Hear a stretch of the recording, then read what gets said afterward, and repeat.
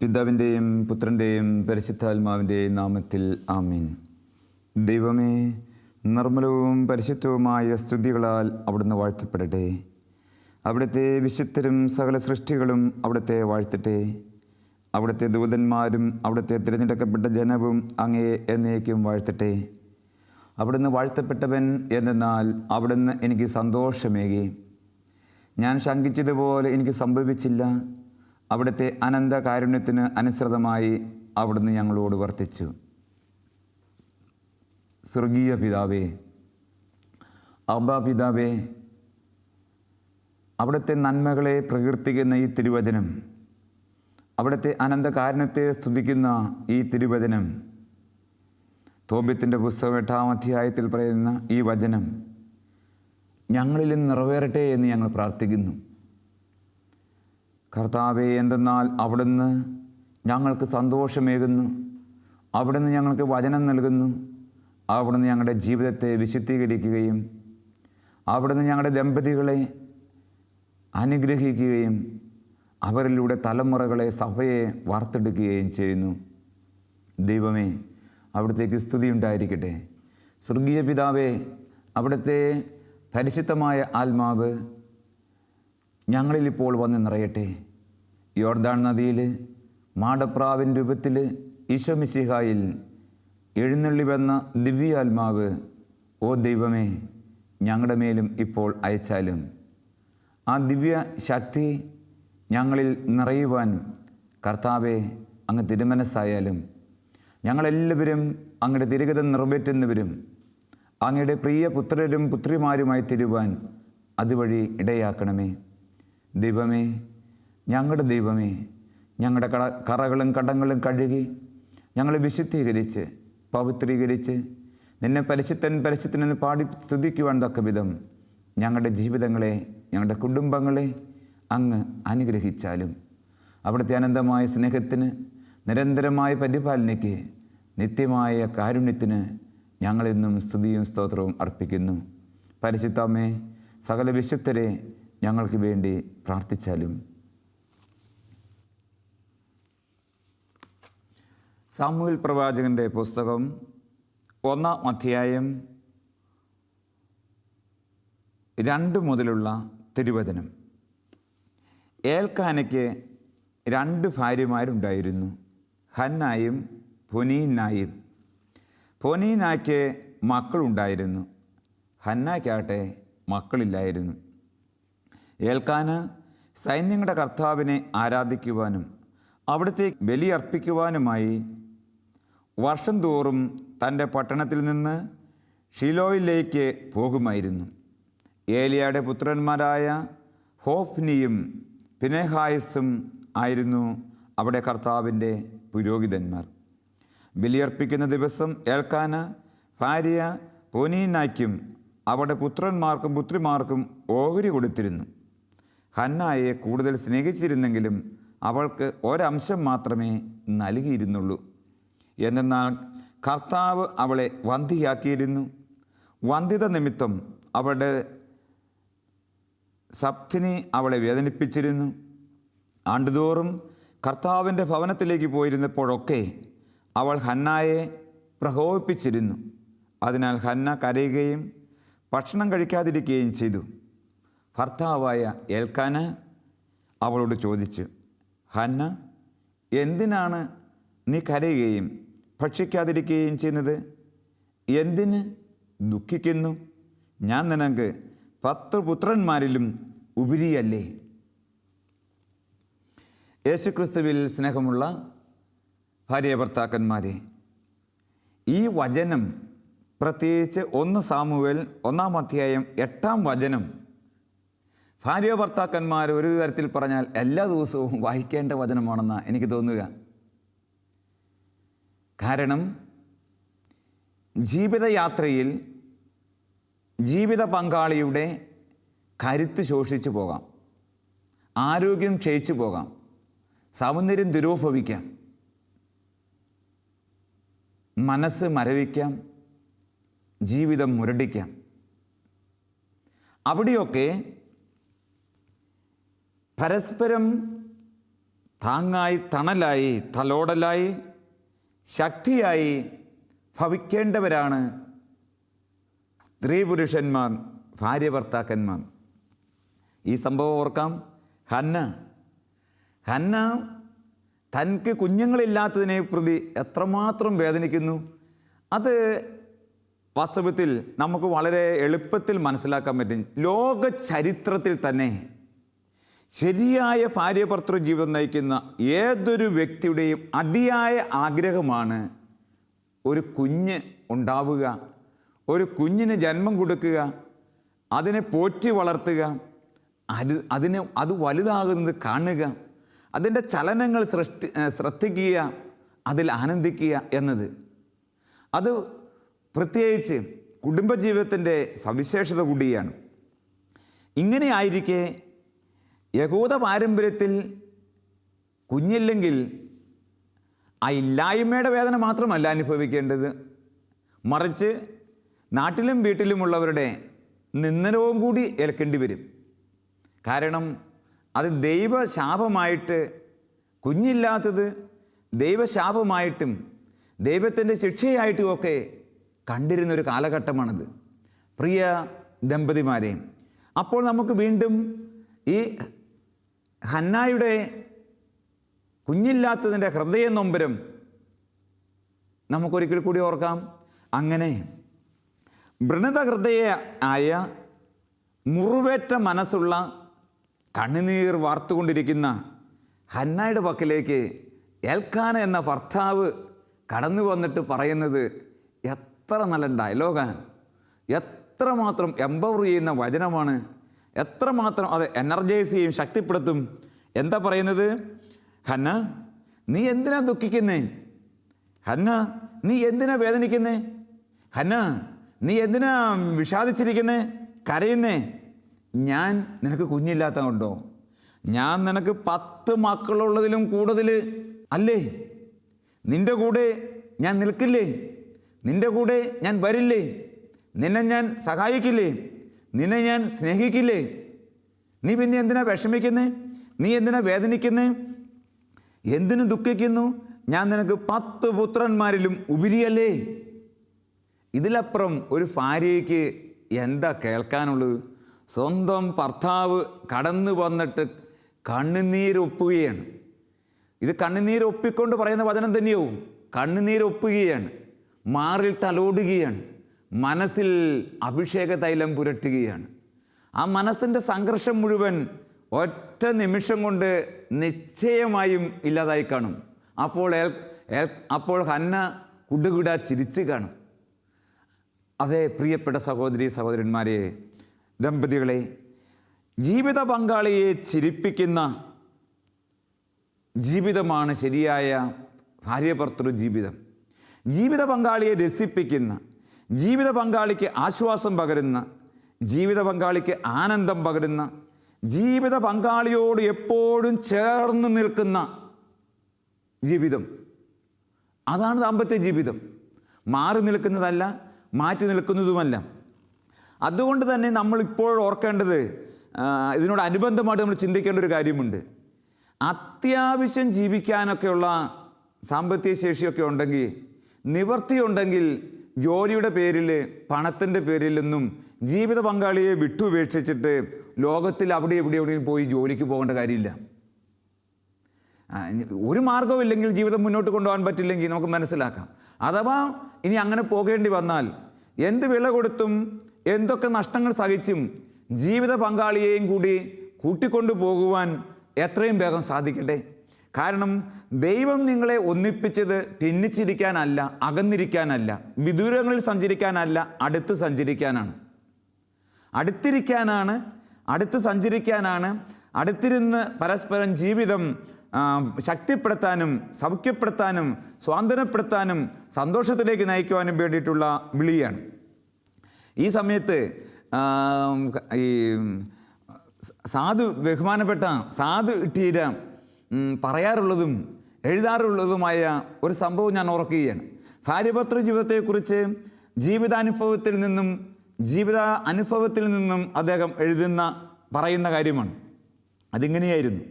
ഒരു കോഴിയുടെ കഥ. ഈ കോഴിയുടെയും കോഴിമുട്ടയുടെയും കോഴിക്കുഞ്ഞുങ്ങളുടെയും കോഴിപ്പൂവിൻ്റെ ഒക്കെ കഥ ഇതിലൂടെ അദ്ദേഹം കുടുംബജീവിതത്തിൻ്റെ ഒട്ടനവധി കഥകൾ വിവരിക്കാറുണ്ട്. നമ്മൾക്ക് നോക്കിയാലും സ്വാഭാവികമായിട്ട് തന്നെ നമുക്ക് കാണാനും പറ്റും. ഈ കോഴിപ്പിടയും കോഴിപ്പൂവിനും അതുങ്ങൾ വലിയ സൗഹൃദത്തിലായിരുന്നു. അവർ ഇണയും തുണയും ഒക്കെ ആയിട്ട് നടക്കുകയായിരുന്നു. അങ്ങനെ ഇരിക്കെ ഈ കോഴിപ്പിട മുട്ടയിട്ട് മുട്ടകളുടെ എണ്ണം വരികയും ആ മുട്ടകൾ ഒരിക്കൽ വിരിഞ്ഞു വരുന്ന കാലം, അങ്ങനെ മുട്ടകളൊക്കെ വിരിഞ്ഞ് ഈ കോഴിപ്പിട ഈ കുഞ്ഞുങ്ങളുമായിട്ട് സഞ്ചരിക്കുമ്പോൾ ഈ പിടക്കോഴിയെ കാണാത്തതിൻ്റെ നൊമ്പരവുമായിട്ട് നാളുകളേറെയായി പൂവൻ കോഴി വാസ്തവത്തിൽ വിരഹദുഃഖത്തിലായിരുന്നു എന്നാണ് അദ്ദേഹം പറയുക. അങ്ങനെ വിരഹദുഃഖത്തിൻ്റെ വേദനയും പേറി ഈ പൂവൻ കോഴി ഈ പിടക്കോഴിയെ തിരഞ്ഞു നടക്കുമ്പോൾ അവിടെ എവിടെയാണ്, എവിടെ പോയി, എന്ത് ചെയ്യുന്നു, എവിടെ ഒളിച്ചിരിക്കുന്നു, ആരെങ്കിലും കണ്ടോ, എവിടെയെങ്കിലും കണ്ടോ, എന്ത് പറ്റി എന്നൊക്കെ വിചാരിച്ച് ഈ പൂവൻ കോഴി നടക്കുമ്പോഴാണ് ഒരു നാളിൽ ഈ പിടക്കോഴി 10-15 കുഞ്ഞുങ്ങളുമായിട്ട് ഇങ്ങനെ ആടിപ്പാടി മൂളിപ്പാട്ടും പാടി കുഞ്ഞുങ്ങളുടെ ഈ കൊച്ചു ശബ്ദമൊക്കെ കേട്ട് നടക്കുക. അപ്പോഴെന്താ ചെയ്യുന്നത്? അദ്ദേഹം പറയുക, ഈ പൂവൻ കോഴി ഓടി ഈ പിടക്കോഴിയുടെ പക്കലേക്ക് വരികയാണ്. ഹായ്, എത്ര കാലമായി കണ്ടിട്ട്, എത്ര കാലമായി ഒന്ന് മുത്തം തന്നിട്ട്, എത്ര കാലമായി ഒന്ന് ആലിംഗനം ചെയ്തിട്ട്, ഒന്ന് ആശ്ലേഷിച്ച് ആ സ്നേഹത്തിൻ്റെ ചൂട് ഏറ്റിട്ട്, ചൂട് പകർന്നിട്ട്, അങ്ങനെ ഒത്തിരി വിചാരങ്ങളുമായിട്ടാണ് ഈ പൂവൻ കോഴി പിടക്കോഴിയുടെ പക്കലേക്ക് വന്നതെന്ന് പറയുക. പക്ഷേ വന്നപ്പോഴോ ഈ പൂവൻ കോഴിയെ പിടക്കോഴി കൊത്തി ഓടിച്ച കഥയാണ് കോഴിക്കഥ എന്ന് പറയുന്നത്. ഈ പൂവൻ കോഴിയെ ഈ പിടക്കോഴി കണ്ടതായി നടിച്ചില്ല എന്ന് മാത്രമല്ല, അതിനെ കൊത്തി ഓടിച്ചു. എന്താ പറഞ്ഞത്? എനിക്കിനി നിൻ്റെ കൂട്ടുകെട്ടൊന്നും വേണ്ട, നിൻ്റെ ചൂടും വേണ്ട, നിൻ്റെ തലോടലും വേണ്ട, നിൻ്റെ കമ്പനിയൊന്നും വേണ്ട. എനിക്ക് ഇഷ്ടം പോലെ മക്കളുണ്ട്, അവരെ തീറ്റിപ്പോറ്റണം, അവരുടെ അടുത്തിരിക്കണം, അവരെ കുളിപ്പിക്കണം, അവരുടെ കാര്യത്തിൽ ശ്രദ്ധിക്കണം, അവർ അപ്പോൾ സാധിട്ടീര പറയും, അവരുണ്ടല്ലോ കുഞ്ഞുങ്ങൾ, ഈ മുട്ടയും കുഞ്ഞുങ്ങളും ഉണ്ടായത് എങ്ങനെയാണെന്ന് മറന്നു പോകരുത്. പൂവൻ കോഴിയുടെ കഥ മറക്കരുത് എന്ന് വെച്ച് കഴിഞ്ഞാൽ എന്താ ഇവിടെയൊക്കെ പറയുക? പ്രിയപ്പെട്ട ഭാര്യ ഭർത്താക്കന്മാരെയും ജീവിതയാത്രയിൽ ഒരുപക്ഷെ നിങ്ങൾക്ക് മക്കളുണ്ടായി, പ്രത്യേകിച്ച് ഭാര്യമാരെ ഓർക്കേണ്ടതാണ്. മക്കളുണ്ടായി, മക്കൾ വലിയ സ്മാർട്ട് ബോയ്സ് ആൻഡ് സ്മാർട്ട് ഗേൾസൊക്കെയായി. പക്ഷേ അവരുടെ മീശയും അവരുടെ കരുത്തും അവരുടെ പണവും അവരുടെ ജോലിയും അവരുടെ സ്മാർട്ട്നെസ്സും ഒക്കെ കണ്ട് പാവപ്പെട്ട ഈ ഭർത്താവിനെ മറന്നു പോകരുതെന്നാണ് ഇവിടെ പറയുന്നത്. ആ പാവപ്പെട്ട ഭർത്താവിനെ കൊത്തിയോടിക്കരുതെന്നാ പറയുക. ആ പാവപ്പെട്ട ഭർത്താവിനെ പുച്ഛിക്കരുതെന്നാ പറയുക. പാവപ്പെട്ട ഭർത്താവിൻ്റെ പഴയ കഥകൾ പറഞ്ഞ് മക്കളോട് പറഞ്ഞു കൊടുത്ത് മക്കളെ വേദനിപ്പിക്കരുതെന്നാ പറയുക. ഈ അടുത്ത നാളിൽ എനിക്ക് വളരെ വിഷമം തോന്നി. ഞാൻ വളരെ യാത്രയ്ക്കിടയ്ക്ക് വളരെ വേദനയോടെ ശ്രമിച്ചൊരു കാര്യം ഓർക്കുകയാണ്. കുഞ്ഞുനാളിലെ 19 വയസ്സ് പ്രായമുള്ളപ്പോൾ അത് സ്വാഭാവികമാണ്, അതിനകത്ത് തെറ്റൊന്നും അപ്പാടെ പറയാനുമില്ല. ഒരു പെൺകുട്ടിയെ സ്നേഹിച്ച ഒരു പുരുഷൻ്റെ കഥ. സ്നേഹിച്ച് വീട്ടുകാരുടെ എല്ലാം എതിർപ്പെല്ലാം വകവയ്ക്കാതെ വളരെ പാടുപെട്ട് അവളെ വിവാഹം കഴിക്കുകയും അവളെയും 2 മക്കളെയൊക്കെ വളരെ സുഭിക്ഷമായിട്ട് ആദ്യകാലങ്ങളിൽ സംരക്ഷിക്കുകയും അങ്ങനെയെല്ലാം ചെയ്ത് മക്കളൊക്കെ അറിവായി, അവരൊക്കെ MCOMകാരും MBAക്കാരും PhDക്കാരും ഒക്കെ ആയപ്പോഴേക്കും ആ സ്ത്രീ അപ്പാടെ ഈ ഭർത്താവിനെ മറന്നു. മാത്രമല്ല വീട്ടുകാരുടെ സപ്പോർട്ടും കൂടെ സ്വീകരിച്ചിട്ട് ഈ ഭർത്താവിനെ മറക്കുകയും ഈ ഭർത്താവിനെ തെരുവിലേക്ക് വാസ്തവത്തിൽ തള്ളിയിടുകയും ചെയ്ത കഥ. ആ തെരുവിലൂടെ അലഞ്ഞ് തെരുവിൽ മരിക്കുന്ന മനുഷ്യൻ. പ്രിയപ്പെട്ട സഹോദരങ്ങളെ, ഇത് ഒറ്റപ്പെട്ട ഒരു സംഭവമാണെന്ന് കണക്കാക്കാൻ പറ്റുമോ എന്ന് സംശയമുണ്ട്. ഇന്ന് നമ്മുടെയൊക്കെ കുടുംബത്തിൽ മക്കളുടെ പക്ഷം ചേർന്ന് അപ്പന്മാരെ ഭർത്താക്കന്മാരെ തള്ളിക്കളയുന്ന ഇറക്കി വിടുന്ന അവസ്ഥ, അല്ലെങ്കിൽ നേരെ തിരിച്ച് മക്കളുടെ പക്ഷം ചേർന്ന് ഭാര്യമാരെ ഒന്നുമല്ലാതാക്കി മാറ്റുന്ന അവസ്ഥ, പുച്ഛിക്കുകയും നിന്ദിക്കുകയും അവഹേളിക്കുകയും പ്രാന്തിയെന്ന് വിളിക്കുകയും പ്രാന്തിയാക്കി അവസാനം പ്രാന്താലയത്തിൽ കൊണ്ടുപോയി ചികിത്സിക്കുകയും ചെയ്യുന്ന അവസ്ഥ. ഇതൊക്കെ ദൈവസന്നിധിയിൽ നീതീകരിക്കപ്പെടുമോ? ഇതൊക്കെ ദൈവസന്നിധിയിൽ രക്ഷയ്ക്ക് നിദാനമാകുമോ? പ്രിയപ്പെട്ട ഭാര്യ ഭർത്താക്കന്മാരെ, നിങ്ങൾ ജീവിതയാത്രയിൽ എത്ര മക്കളുടെയോ എത്രമാത്രം സ്ഥാനമാനങ്ങളുടെയോ സമ്പത്തിൻ്റെയോ ഒക്കെ ഉടമകളായാൽ പോലും ആദ്യത്തെ പള്ളിയിൽ വെച്ച് നിങ്ങളുടെ ദാമ്പത്യ ജീവിതം അനുഗ്രഹിച്ച നിമിഷങ്ങൾ മറക്കരുത്. മക്കളെ കണ്ടിട്ട് സമ്പത്ത് കണ്ടിട്ട് അടുത്ത നാൾ വീണ്ടും ഒരു മനുഷ്യൻ താൻ നേടിയ സമ്പത്ത് മുഴുവൻ ഭാര്യയുടെയും മക്കളുടെയും പേരിൽ വീടടക്കം എഴുതി വെച്ചു. അവസാനം ഇന്ന് ആ മനുഷ്യൻ ഒരു അനാഥാലയത്തിലാണ്. ഒരു സെൻറ്റ് സ്ഥലമോ ഒരു രൂപയോ സ്വന്തമായിട്ടില്ലാതെ കഴിയുക. ഞങ്ങളോട് സംസാരിക്കുമ്പോഴൊക്കെ കണക്കിടെ ഇങ്ങനെ കണ്ണുനീര് അടർന്ന് വീഴുകയായിരുന്നു. കണ്ണുനീരായിരുന്നോ രക്തമായിരുന്നോ എനിക്കറിയില്ല. ഇങ്ങനെ പോയിരിക്കുന്ന ഭാര്യമാരുടെ ഭർത്താക്കന്മാരുടെ നിരവധി കഥകൾ നമുക്ക് ചുറ്റും നിൽക്കുകയാണ്. ഇവിടെയാണ് നാം ഓർക്കേണ്ടത്, ജീവിത പങ്കാളിയെ മറന്നുകൊണ്ട് ജീവിതത്തിൻ്റെ നേട്ടങ്ങളെ, ജീവിതത്തിൻ്റെ സമ്പത്ത് ആസ്വദിക്കരുത്. അത് മക്കളായിരിക്കാം സമ്പത്ത്, അഥവാ ഭൗമികമായ വസ്തുക്കളായിരിക്കാം. ജീവിത പങ്കാളിയാണ് വിലപ്പെട്ടത്. അത് നാം ഒരിക്കലും മറക്കരുത്. അതുപോലെ തന്നെ ഭർത്താക്കന്മാർ ഓർക്കണം, നിങ്ങളുടെ ഭാര്യമാർ ഇന്ന് ഈ അവസ്ഥയിലായതിൻ്റെ കാരണം അവിടെ സൗന്ദര്യം പോയി, അവർക്ക് കൂന് പിടിച്ചു. അവർ ഈ അവസ്ഥയിലായതിൻ്റെ കാരണം നിങ്ങൾക്ക് വേണ്ടി, നിങ്ങളുടെ മക്കൾക്ക് വേണ്ടിയൊക്കെ ജീവിതം വ്യയം ചെയ്തതാണ്, കത്തി തീർന്നതാണ്. ഒരു കുഞ്ഞിന് ജന്മം കൊടുക്കുന്നതോടുകൂടി തന്നെ ഒരു സ്ത്രീയുടെ സൗന്ദര്യവും ആരോഗ്യവും തന്നെ പോവുകയാണ്. എത്രമാത്രം അവൾ വേദന സഹിച്ചു, എത്രമാത്രം അവൾ ബുദ്ധിമുട്ടി, ഇന്നും സഹിച്ചുകൊണ്ടിരിക്കുന്നു. അപ്പോൾ ഇങ്ങനെയുള്ള സഹനത്തിൻ്റെ പാനപാത്രമായ ഭാര്യയെ തള്ളിപ്പറയരുത്. എവിടെയോ പണ്ട് ഞങ്ങൾ പഠിച്ച കാലത്ത് ഞാൻ വായിച്ചൊരു ശ്രദ്ധിച്ചൊരു കാർട്ടൂൺ ഓർക്കുകയാണ്. ആ കാർട്ടൂൺ അന്ന് ഈ സൈക്കിളിൽ ആളുകൾ കൂടുതൽ സഞ്ചരിക്കുന്ന ഒരു കാലഘട്ടമാണ്. ഇന്ന് മോട്ടോർ സൈക്കിളും വിട്ട് കാറിലേക്ക് കയറി ഭാര്യ ഭർത്താക്കന്മാർ. കൊള്ളാം, നല്ലത് തന്നെ. അങ്ങനെ ഉള്ളൊരു കോണ്ടസ്റ്റിൽ ഈ സൈക്കിളിൽ ഇങ്ങനെ യാത്ര ചെയ്യുമ്പോൾ സൈക്കിളിൻ്റെ പുറകിൽ ആരോ ഇരിപ്പുണ്ട്. സൈക്കിൾ ഒരാൾ ചവിട്ടുന്നു, നട്ട് ഉച്ച സമയം. അതാണ് ആ കാർട്ടൂണിൻ്റെ പ്രത്യേകത, ചിത്രീകരിക്കുന്നത് അങ്ങനെയാണ്. അപ്പോൾ അതിൻ്റെ ഡൈനാമോ തെളിച്ചിട്ടിരിക്കുകയാണ്. അപ്പോൾ ഈ ഡൈനാമോ തെളിച്ച് അതിശീഘ്രം ഈ സൈക്കിൾ ചവിട്ടി പോകുന്ന ആളെ എതിരെ വരുന്നവർ സൈൻ കാണിക്കുകയാണ്. ഇങ്ങനെ, അതായത് ഡൈനാമോ തെളിഞ്ഞു കിടക്കുന്നു, ലൈറ്റ് തെളിഞ്ഞു കിടക്കുന്നു എന്ന് ചിത്രം കാണിക്കുകയാണ്. അങ്ങനെ ചിത്രം കാണിച്ചുകൊണ്ടിരിക്കുമ്പോൾ അവസാനം അതിനകത്ത് കുറിപ്പിതാണ്, മാറടാ അപകടം എന്ന് വെച്ച് കഴിഞ്ഞാൽ പുറകിലിരിക്കുന്ന ആള് അപകടമാണ്, അതുകൊണ്ട് എത്രയും വേഗം എമർജൻസിയിൽ പോവുകയാണെന്ന് അതിൻ്റെ അർത്ഥം. പുറകിലിരിക്കുന്ന ആരാ? ഒരു സ്ത്രീയാണ്. ചിത്രം അതാണ്, സ്ത്രീയാണ്, അയാളുടെ ഭാര്യയാണ്. ഭാര്യ ഇന്ന് പലർക്കും അപകടവും നാണക്കേടും അസ്വസ്ഥതയും അപമാനവും ഒക്കെയായി മാറി ഇരിക്കുന്നു.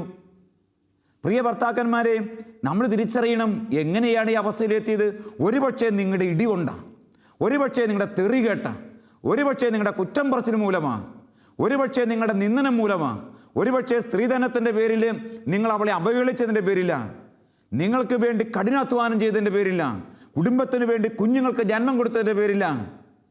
ഇതെല്ലാം മറന്നിട്ട് ജീവിച്ചാൽ, നമ്മൾ പറയാറില്ലേ തലമറന്ന് എണ്ണ തേക്കരുതെന്ന്. ആ എണ്ണ തേപ്പ്, ആ ജീവിതം ദൈവസന്നിധിയിൽ ഉത്തരം പറയേണ്ട ജീവിതമായി മാറും.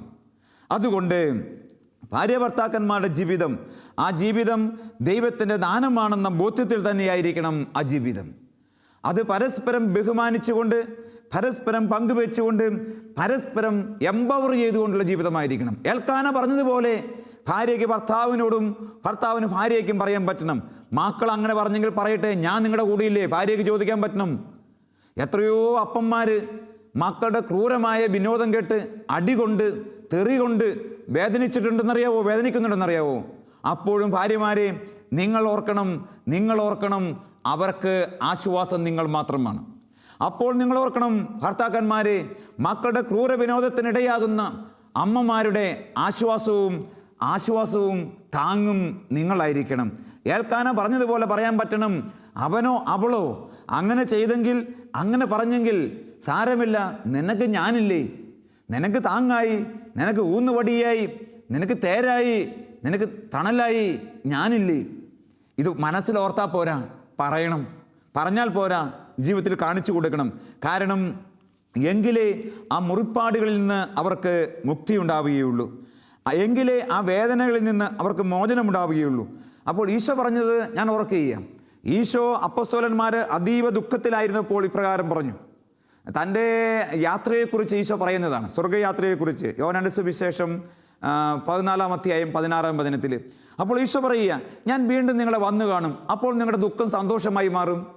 ഈ അപ്പസ്തോലന്മാരുടെ കഥയോർത്ത് നോക്കുകയും, അപ്പസ്തോലന്മാരെല്ലാം നഷ്ടപ്പെട്ടു വന്ന ഭീതിയിലും വിഷമത്തിലും ദുഃഖത്തിലും വേദനയിലും തിബേരീസ് കടൽ തീരത്തുകൂടി മീൻ പിടിക്കാൻ നടക്കുകയാണ്. എമ്മാവൂസിലെ അപ്പസ്തോലന്മാർ ഇതാ ജെറുസലേത്തിൽ നിന്ന് തിരിച്ചു പോവുകയാണ്. അങ്ങനെയുള്ള ഈ രണ്ട് സാഹചര്യത്തിലും ഈ ഈശോ അവിടെ പക്കലേക്ക് അതീവ രഹസ്യമായി കടന്നു വന്നു. തൻ്റെ ആ രഹസ്യ പാവങ്ങളിൽ ഇറങ്ങി വന്നിട്ട് തിബേരിയസ് കടൽ തീരത്തുകൂടി ഇങ്ങനെ വിഷാദിച്ച് മീൻ പിടിച്ച് നടന്നിട്ട് മീനൊന്നും കിട്ടാതെ ദുഃഖിച്ച് നിൽക്കുന്ന അപ്പസ്തോലന്മാരുടെ പക്കലേക്ക് ഈശോ വന്നിട്ട് ചോദിക്കുന്നൊരു ചോദ്യമുണ്ട്. കുഞ്ഞുമക്കളെ എന്ന് വിളിക്കുക, താടിയും മീശയുള്ള പത്രോസിനെയും കുട്ടിയൊക്കെ നിങ്ങൾക്ക് വല്ലതും കിട്ടിയോ? അത് കേട്ടപ്പോൾ തന്നെ അവിടെ ഹൃദയം പുളകിതമായില്ലേ? പിന്നെ എന്തിനാ മീനും വള്ളവും? കുഞ്ഞുമക്കളെ. എന്നിട്ട് ഈശോ പറയുക, വന്ന് പ്രാതൽ കഴിക്കേ. അപ്പോൾ പ്രാതലൊരുക്കി കുഞ്ഞുമക്കളെ എന്ന് വിളിച്ച് പ്രാതലൊരുക്കി പങ്കുവെക്കുന്ന ഈശോ.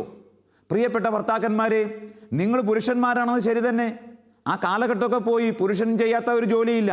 അടുക്കളയിൽ കയറിയിട്ട് ഭാര്യയോട് ചേർന്നിരുന്നിട്ട് ഭാര്യയോടൊപ്പം പ്രവർത്തിക്കുമ്പോൾ, ഭാര്യയ്ക്കൊപ്പം കറിക്കൊരുക്കുമ്പോൾ, കലം തേക്കുമ്പോൾ, കഞ്ഞി വയ്ക്കുമ്പോൾ, അവിടെ ദുഃഖഭാവങ്ങളിൽ, അവിടെ ജീവിതത്തിൻ്റെ ക്ലേശങ്ങളിൽ, അധ്വാനങ്ങളിൽ ആശ്വാസം പകരുക. നേരെ തിരിച്ച് ഭാര്യയും ഭർത്താവിൻ്റെ താങ്ങായി പ്രവർത്തിക്കുമ്പോൾ അത് ആശ്വാസമായി. കുഞ്ഞുമക്കളെ വന്ന് പ്രാതൽ കഴിക്ക്. ഒരു ഭാര്യയോട് ഭർത്താവ് അങ്ങനെ പറഞ്ഞാൽ അവൾക്കുണ്ടാവുന്ന സന്തോഷം എത്ര വലുതായിരിക്കും.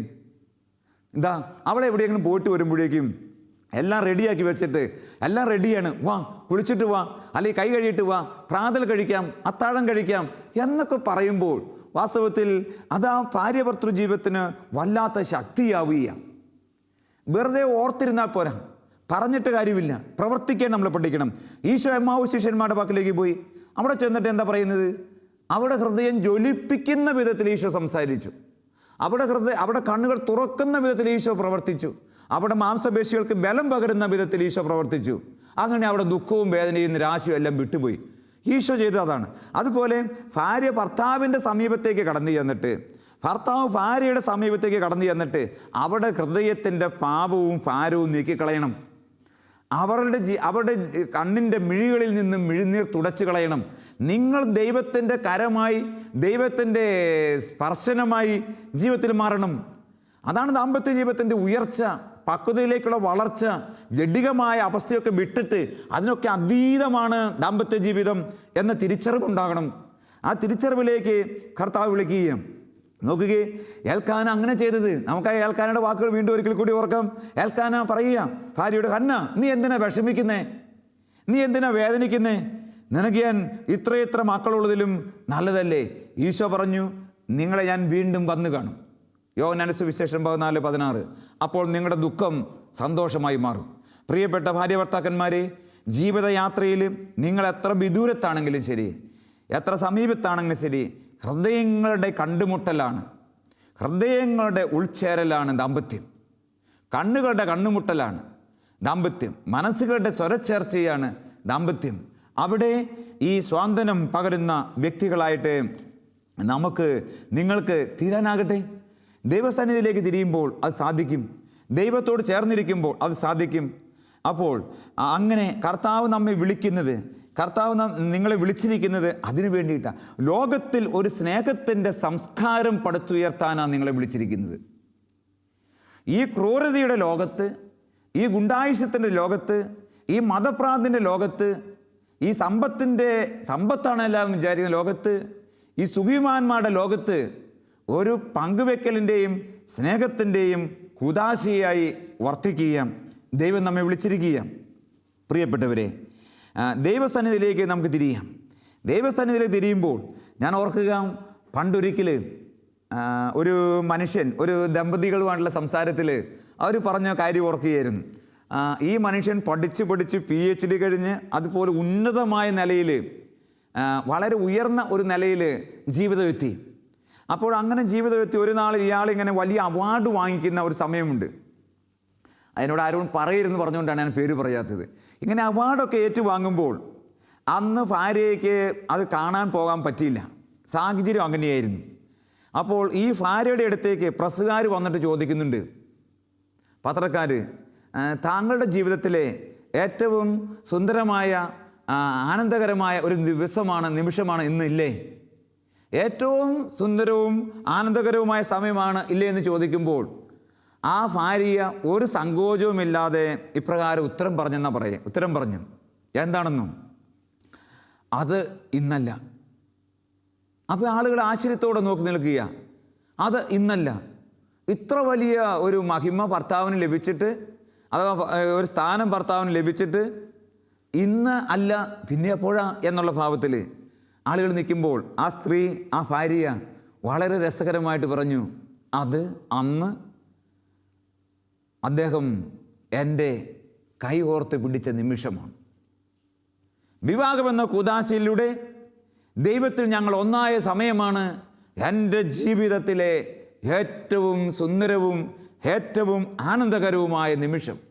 ദാമ്പത്യ ജീവിതത്തിൻ്റെ നീണ്ട വർഷങ്ങൾ പിന്നിട്ടിട്ടും അവരുടെ ഓർമ്മയിൽ പിന്നീടുണ്ടായ ഒരു തൂവലുകളുമല്ല, പിന്നീടുണ്ടായ ഒരു നേട്ടങ്ങളുമല്ല, ഏറ്റവും സുന്ദരവും സ്വർഗീയവും ആനന്ദകരവുമായ നിമിഷം അന്ന് ദാമ്പത്യ ജീവിതത്തിൽ ദൈവം ഞങ്ങളെ ഒന്നിപ്പിച്ച നിമിഷമാണ്. പ്രിയപ്പെട്ട ഭാര്യ ഭർത്താക്കന്മാരെ, നിങ്ങളുടെ ജീവിതത്തിൻ്റെ ഓരോ നാളുകളും പിന്നിട്ട് നിങ്ങൾ മുന്നേറുമ്പോഴും നിരന്തരം നിങ്ങൾക്ക് ഓർക്കുവാനും പറയുവാനും പറ്റണം, ഏത് ദാമ്പത്യ ജീവിതത്തിൻ്റെ ഇന്നലകളെ ഓർത്തിട്ട്, ദാമ്പത്യ ജീവിതത്തിൽ നിങ്ങൾ ഒന്നായി ചേർന്ന കുദാശിയുടെ ഒന്നായി ചേർന്ന നിമിഷത്തെ ഓർത്തിട്ട്, അത് ഞങ്ങളുടെ ജീവിതത്തിൻ്റെ ഏറ്റവും ആനന്ദകരവും ഏറ്റവും സുന്ദരവുമായ ദിവസവും സമയമൊക്കെയായിരുന്നുവൻ എന്ന് വെച്ച് കഴിഞ്ഞാൽ എന്താ ഞാൻ പറഞ്ഞു വരുന്നതിൻ്റെ അർത്ഥം? ദാമ്പത്യ ജീവിതത്തെക്കുറിച്ച് നിങ്ങൾക്ക് എന്നും മതിപ്പുണ്ടാകണം. ഒരിക്കലും ആ ദാമ്പത്യ ജീവിതത്തെക്കുറിച്ച് പിറുപിറുക്കാൻ പാടില്ല. ഒരിക്കലും പരസ്യമായോ രഹസ്യമായോ ശപിക്കാൻ പാടില്ല. ഇയാളെൻ്റെ ഭാര്യയായി, ഇയാളെൻ്റെ ഭർത്താവായി, ഇവളെൻ്റെ ഭാര്യയായി വന്നത് ആണ് എൻ്റെ കഷ്ടം, എൻ്റെ നാശം, എൻ്റെ ദുരന്തം, എൻ്റെ ദുഃഖം എന്നൊന്നും ഒരു നാളിൽ നിങ്ങളുടെ നാവിൽ നിന്നോ മനസ്സിൻ്റെ കോർണറിൽ പോലുമോ കടന്നു വരാൻ പാടില്ല, പുറപ്പെടാനും പാടില്ല. അത് വലിയ അപകടമാണ് ആ വാക്ക്. മറിച്ച് എൽക്കാന പറയുന്നത് പോലെ, നീ എൻ്റെ ജീവിത സഖിയായി, ജീവിത പങ്കാളിയായി വന്നതാണ് എൻ്റെ ജീവിതത്തിൻ്റെ ഈ ഐശ്വര്യത്തിന് കാരണം, എൻ്റെ ജീവിതത്തിൻ്റെ ഇന്നത്തെ ഈ ശാന്തിക്ക് കാരണം. നീയാണ് എനിക്ക് വിലപ്പെട്ടത്. ദൈവം കഴിഞ്ഞാൽ, ത്രിത്വൈക ദൈവം കഴിഞ്ഞാൽ ഭാര്യയെ നീയാണ് എനിക്ക് വിലപ്പെട്ടത്, ഭർത്താവിനോട് അങ്ങാണ് എനിക്ക് വിലപ്പെട്ടത് എന്ന് പരസ്പരം പറയാൻ പറ്റണം. പറഞ്ഞുകൊണ്ട് തന്നെ മുന്നേറാൻ പറ്റണം. അല്ലെങ്കിലോ ഇങ്ങനെ മതിപ്പുളവാകാത്ത സംസാരം, മതിപ്പുളവാകാത്ത നോട്ടം, ശാപഗ്രസ്തമായ വാക്കുകൾ, അതെല്ലാം ദാമ്പത്യ ജീവിതത്തെ ഉലയ്ക്കുന്നതാണ്, ദാമ്പത്യ ജീവിതത്തെ തകർക്കുന്നതാണ്. മറിച്ച് ദാമ്പത്യ ജീവിതത്തിൽ എന്നും ഉണ്ടാകേണ്ടത് ഏൽക്കാന പറഞ്ഞതുപോലെ, നീയാണ് എനിക്ക് വിലപ്പെട്ടത്, ഞാൻ നിൻ്റെ കൂടെയുണ്ട്, നീ എന്തിനു വിഷമിക്കുന്നു, ഞാൻ നിനക്ക് വേണ്ടി, നിൻ്റെ കൂടെ, നിന്നോടൊപ്പം. ഏത് ജീവിതത്തിൻ്റെ ഏത് ഘട്ടത്തിലും, നേട്ടത്തിലും കോട്ടത്തിലും വിജയത്തിലും പരാജയത്തിലും ഒക്കെ നിരന്തരം പങ്കുവയ്ക്കാൻ പറ്റണം, പറയുവാൻ പറ്റണം. അങ്ങനെ പറയുമ്പോൾ, പ്രവർത്തിക്കുമ്പോൾ ദാമ്പത്യ ജീവിതം ഒരിക്കലും മരവിപ്പുണ്ടാവില്ല, മടുപ്പുളവാവില്ല, മതിയെന്ന് തോന്നില്ല, ഡൈവോഴ്സിലേക്ക് പോകേണ്ടും വരില്ല. കുഞ്ഞുമക്കളെ വന്ന് പ്രാതൽ കഴിക്കുവിൻ, നിങ്ങൾക്ക് നിങ്ങൾ എന്നും കുഞ്ഞുങ്ങളായിരിക്കണം. ഏത് സ്നേഹത്തിൻ്റെ ആ ശിശുത്വ ഭാവങ്ങൾ മുറ്റി നിൽക്കുന്നവരായിരിക്കണം നിങ്ങളുടെ ജീവിതം. നമുക്ക് പ്രാർത്ഥിക്കാം. കർത്താവായ ദൈവമേ, വിവാഹമെന്ന കുദാശയിലൂടെ സ്ത്രീ പുരുഷന്മാരെ ഒന്നിപ്പിച്ച അവിടുത്തെ ദൈവിക പദ്ധതിയെ ഞങ്ങൾ ആരാധിക്കുന്നു. വിവാഹമെന്ന കുദാശയിലൂടെ ദൈവമേ, ഈ മക്കളെ ഓരോരുത്തരെയും നീ ചേർത്ത് വെച്ച വിശുദ്ധ നിമിഷങ്ങളെ ഓർത്ത് നിന്നെ ഞങ്ങൾ നന്ദി പറഞ്ഞ് ആരാധിക്കുന്നു.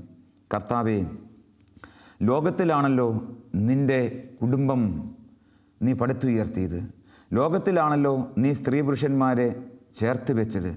അതുകൊണ്ട് തന്നെ ലോകത്തിൻ്റെ തിന്മയുടെ, ദുഷ്ടൻ്റെ പീഡകളും സ്വാധീനവും അവരെ വല്ലാതെ അലട്ടുന്നു.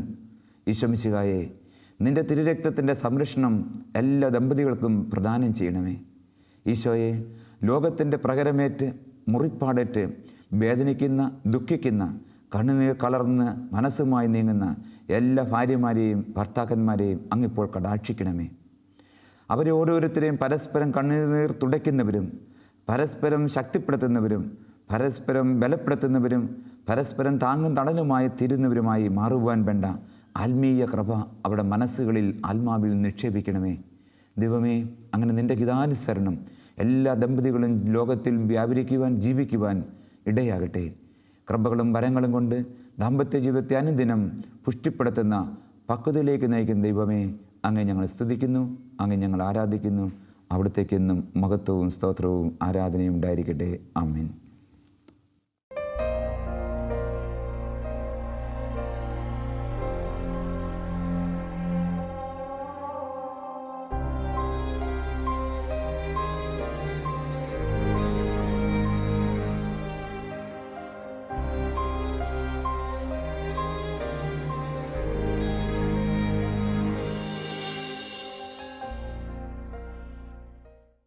വിശദ വിവരങ്ങൾക്ക് director, divine vision, divine retreat centre, Muringoor, Chalakudy 680316, Kerala, south India. Telephone 0091 480 270 8098, 0091 480 270 2613.